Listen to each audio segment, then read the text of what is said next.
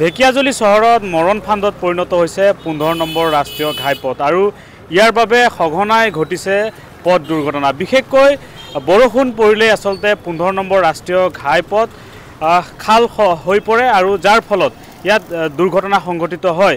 মই পোনে পোনে সেই দৃশ্যাংশ দেখুৱাম। ঢেকিয়াজুলিত 15 নম্বৰ ৰাষ্ট্ৰীয় ঘাইপথৰ এয়া দৃশ্য চাওক। এনেধৰণে মৰণ ফান্দত পৰিণত হৈছে ঢেকিয়াজুলি চহৰত 15 নম্বৰ ৰাষ্ট্ৰীয় ঘাইপথ। কাণ খাৰ নাই বিভাগীয় কৰ্তৃপক্ষৰ।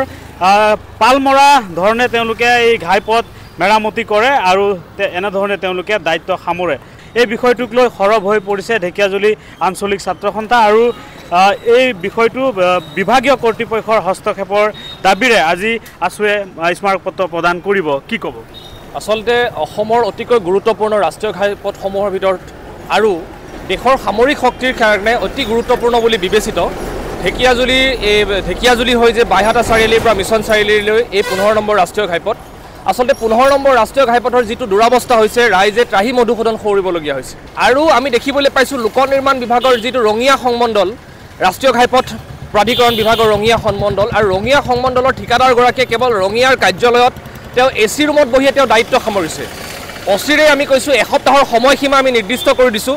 এসপ্তাহৰ সময়সীমাৰ ভিতৰত যদি ঠিকাদাৰে যদি এই পথছোৱা ভঙা পথছোৱা তেওঁ যদি ব্লেক টেপিঙৰ ব্যৱস্থা নকৰে তেতিয়া ঢেকিয়াজুলিবাসী ৰাইজৰ সহযোগত আমি মানে গোটেই পথ অৱৰোধৰ নিচিনা এক কাৰ্যসূচী গ্ৰহণ কৰিবৰ কাৰণে কিন্তু আমি ছাত্ৰ সন্থা বাধ্য হ'ম। নিশ্চয়কৈ কি ক'ব?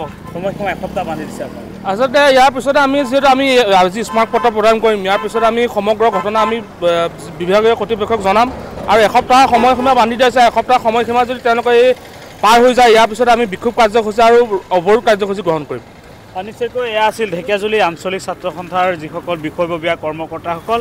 তেওঁলোকে বিভাগীয় কৰ্তৃপক্ষক এসপ্তাহৰ সময়সীমা বান্ধি দিছে। কাৰণ দেখুৱাইছোঁ ঢেকিয়াজুলি চহৰৰ যি 15 নম্বৰ ৰাষ্ট্ৰীয় ঘাইপথ এজাক বৰষুণতে আচলতে জৰাজীৰ্ণ হৈ পৰে আৰু ইয়াত ধূলিময় হৈ পৰে, যাৰ ফলত ইয়াত এই পথেৰে যাতায়াত কৰা লোকসকলৰ লগতে যান বাহন চলাচল কৰা সকলো আচলতে বিষম সমস্যাৰ সন্মুখীন হৈ আহিছে আৰু এই পথৰ দুৰৱস্থাৰ বাবে সঘনাই ইয়াতে দুৰ্ঘটনা সংঘটিত হৈ আহিছে আৰু ইয়াৰ পিছতো কিন্তু কাণ খাৰ নাই বিভাগীয় কৰ্তৃপক্ষৰ। আৰু এই বিষয়টোক লৈ আছুৱে ক্ষোভ প্ৰকাশ কৰি আজি বিভাগীয় কৰ্তৃপক্ষক স্মাৰকপত্ৰ প্ৰদান কৰিব আৰু এসপ্তাহৰ সময়সীমা বান্ধি দিব ঢেকিয়াজুলি চহৰত 15 নম্বৰ ৰাষ্ট্ৰীয় ঘাইপথ মেৰামতিৰ বাবে।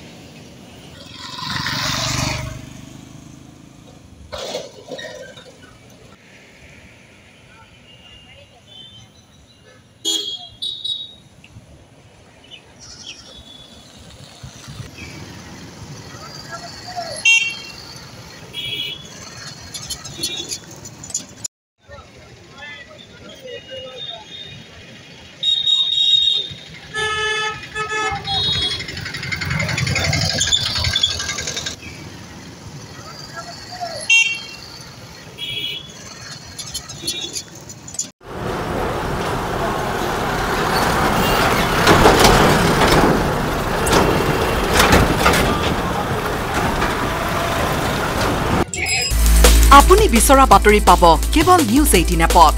নিউজ 18 এপ ডাউনলোড কৰিবলৈ স্কেন কৰক এই QR কোড।